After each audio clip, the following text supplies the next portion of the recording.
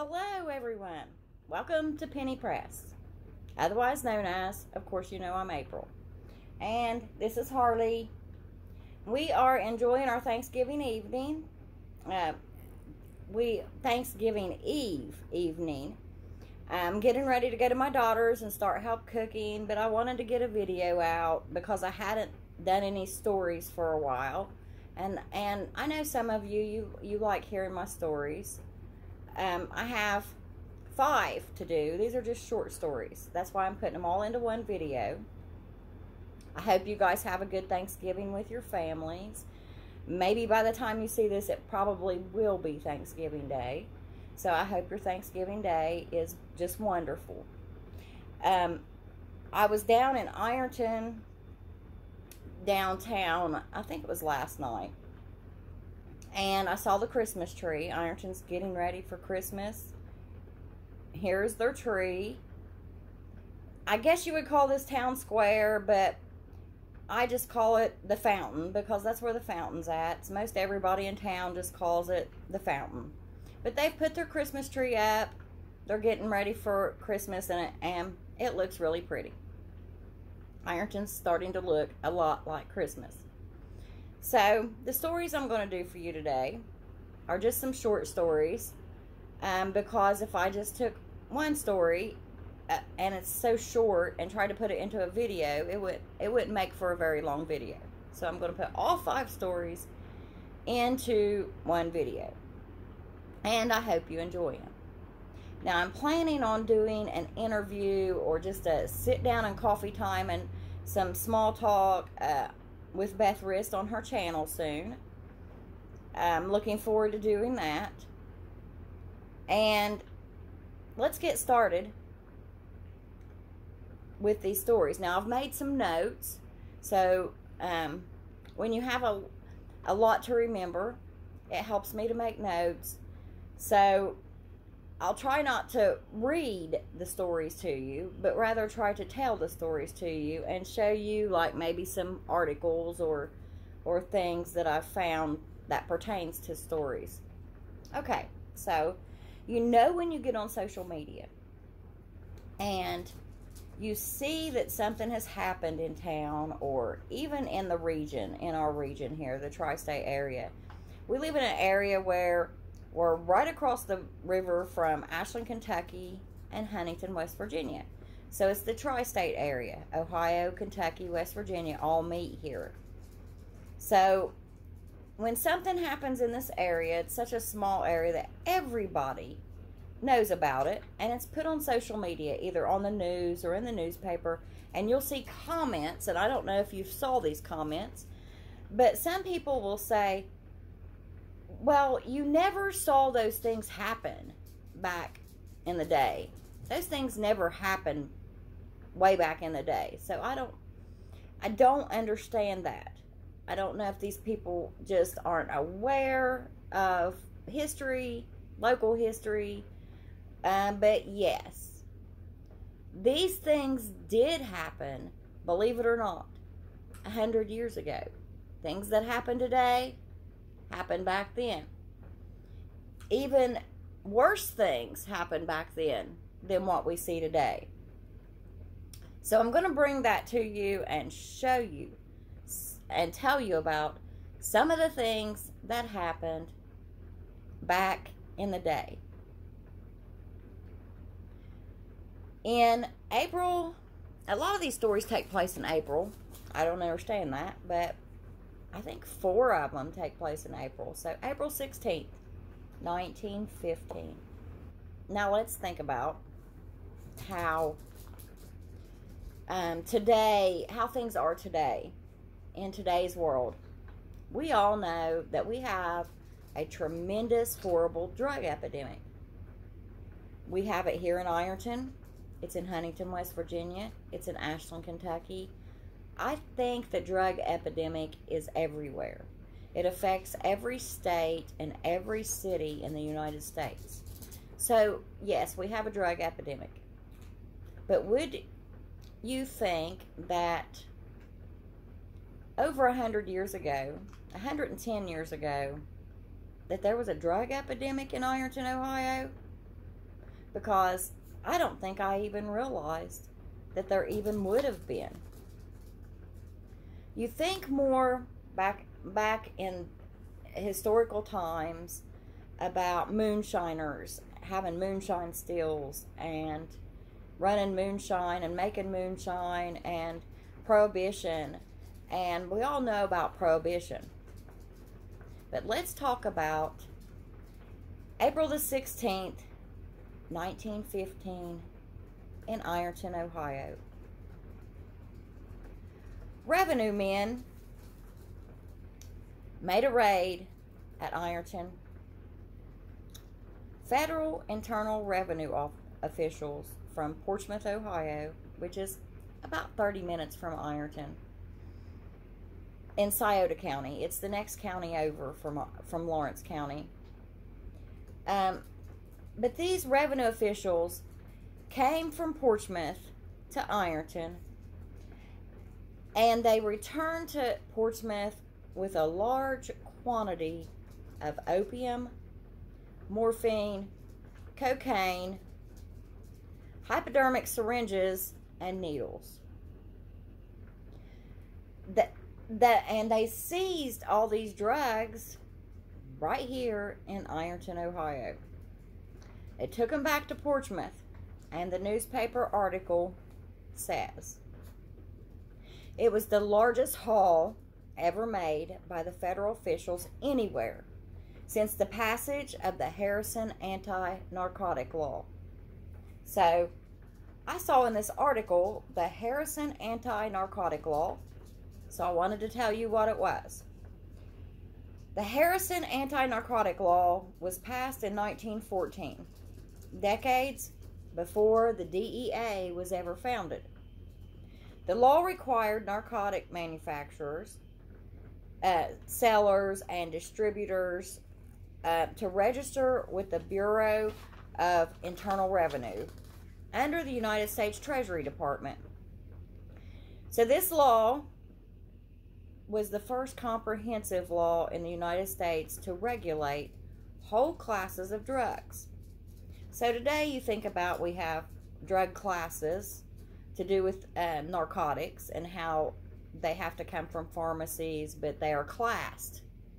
Well, the Harrison Anti-Narcotic Law was passed in 1914. It was the first law to ever class any kind of drugs. So, okay.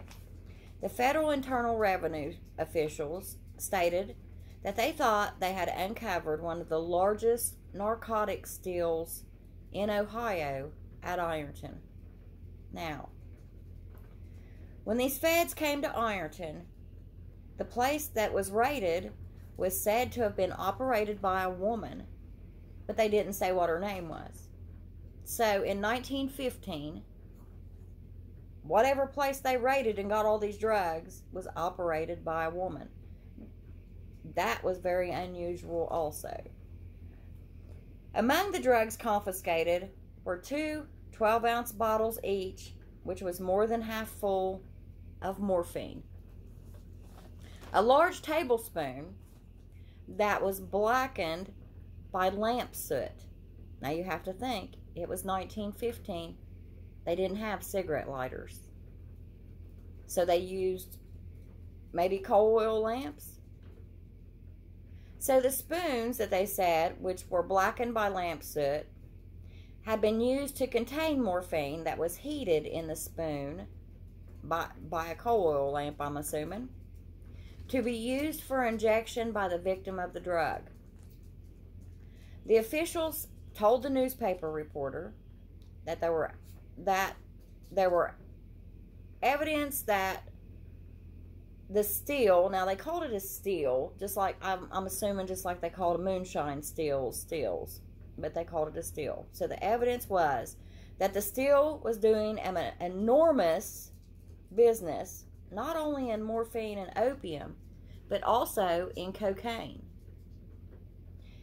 Little tubes used as containers for certain forms of the drugs were found empty. So little tubes used for cocaine were found empty, they said. as were a large number of small 4-ounce bottles. It is believed by officials that the drugs were purchased in large quantities from a wholesale drug house shortly before the Harrison Law of 1914 became effective or went into effect. So, before this law went into effect, there was a wholesale drug house somewhere in 1915 where they went and purchased these drugs. So, I found that story interesting. I never dreamed that we had wholesale drug houses, or that Ironton, Ohio would have been considered one of the largest hauls of drugs in 1915. But if you think about it, Ironton was a huge place back then. It wasn't as small of a town as it is today. And to my surprise, this story was not printed in the Ironton newspaper. I went and looked. It was not there. So was this a cover-up by Ironton to just sweep it under the rug and not tell anyone that these feds had came into Ironton and took all these drugs back to Portsmouth with them? Why didn't Ironton put it in their paper? 1915. They were ashamed. That's why. But even in 1915, it just goes to show Ironton, Ohio had a drug epidemic. So, wouldn't that be like the war on drugs today has went on for 110 years? That is so hard to believe. And now, let's move on to my second story. So, when I was a kid in the 1980s, I can remember older people talking about crosses being burned in people's yards in this area. And yes, it happened. I don't know if you remember it happening, but I can remember talk of it. So I found this article from April of 1923, and it said a fiery cross was burned on the summit of a hill near Sedgwick. Now, Sedgwick is North Ironton, Green Valley. We call it Green Valley, but some people still, some older people refer to it as Sedgwick, but it's just Green Valley, down in North Ironton. So the newspaper article states that it was not known whether the burning was the work of the Klan or if it was just a practical joker playing a prank. I'll just leave that up to my viewers to decide what they think. But yes, the burning of crosses still happened all the way up to the 1980s. I do know that. Story number 3. On April the 1st, 1912, Joe Allen was arrested for SA of his 16-year-old daughter, Ethel. Ethel filed a complaint against her dad, and the newspaper reporter printed in the article that Joe Allen had been employed in Portsmouth, Ohio for some time, and that he was home on a visit in Ironton when the alleged offense had took place. But when the newspaper reporter actually interviewed Joe Allen, they put it in the paper what he said. Now, this was in 1912. Joe Allen told the newspaper that he felt confident of clearing himself of the serious charge against him. Okay. This was not in the Ironton newspaper in 1912 either. And I did not find any other follow-up articles to find out what happened to Joe Allen. But this just goes to prove that things like this happen today the same as they did back then, if not worse. I don't know if things back then were worse, because Ironton was a bigger city than what it is today. A lot bigger. Story number 4. Story number 4 takes place April the 29th of 1926 on Tick Ridge. Now, I'm going to give you an idea about where Tick Ridge is. Tick Ridge is the second highest point in Lawrence County. It lays between like 93 and 141, between Waterloo, Ohio, and out toward Pedro, Ohio area. And it's not like, it's maybe, Tick Ridge may be a mile long or less. It's just a farming community. It's the second highest point out in the country. The first highest point is Dean State Forest. The second highest point is Tick Ridge in Lawrence County. Okay, so my story takes place in 1926 on Tick Ridge.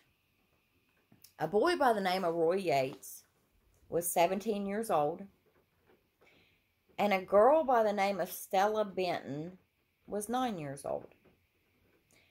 Well, I guess Roy Yates and Stella Benton and Stella's 13-year-old brother were all in the Benton household. And little Stella, being 9 years old, was peeling potatoes in the kitchen. How many 9-year-olds do you know today that peel potatoes?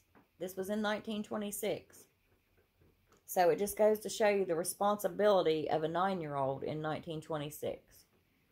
So Stella Benton was peeling potatoes in the kitchen. And I guess Roy Yates was a neighbor who was visiting the house. And he told her, if you kick my dog one more time, I'm going to kill you. Well, Stella Benton proceeded to kick Roy Yates' dog. And when she did, Roy shot Stella and killed her. Well, her death was ruled an accidental shooting. Accidental. But 6 months later, Stella Benton's 13-year-old brother, now, they never gave his name, but he came forward 6 months later. This incident actually, okay, it was printed in the paper in April of 1926. The incident itself happened in October of 1925. So 6 months later, April of 1926, Stella's older brother, who was 13, came forward, and he confessed that Roy Yates had shot his little sister Stella, and that he hadn't told anyone that Roy Yates shot her, because he said that Roy Yates threatened him with death if he told. So he kept silent for 6 months about the death of his little sister, who was shot by a 17-year-old because she kicked his dog. Wow. I'm just speechless on that one. Obviously in 1926 on Tick Ridge, the neighbor had his dog in the house. The little girl was peeling potatoes. You know, she kicked his dog, he shot her. And nobody ever said anything for 6 months. So her death was ruled an accidental shooting. I never found a follow-up on what happened to Roy Yates after Stella Benton's brother told what happened 6 months later. There was never ever a follow-up other than the article about she was shot for kicking his dog. Story number 5. This story is absolutely sad and tragic. I'm going to spare you some of the details because newspapers back then, well, they didn't edit very good. They were very detailed about everything that happened. So I tried to leave out some of the gory details out of the paper. But on September the 26th, 1930, the body of a 3-day-old baby boy was found floating in the Ohio River near Wurtland, Kentucky. Okay, Ironton is across the river from Russell, Kentucky, and there's Russell and then Wurtland or Flatwoods and Wurtland and Raceland, but it's all across the river from Ironton. So we share the river with Kentucky.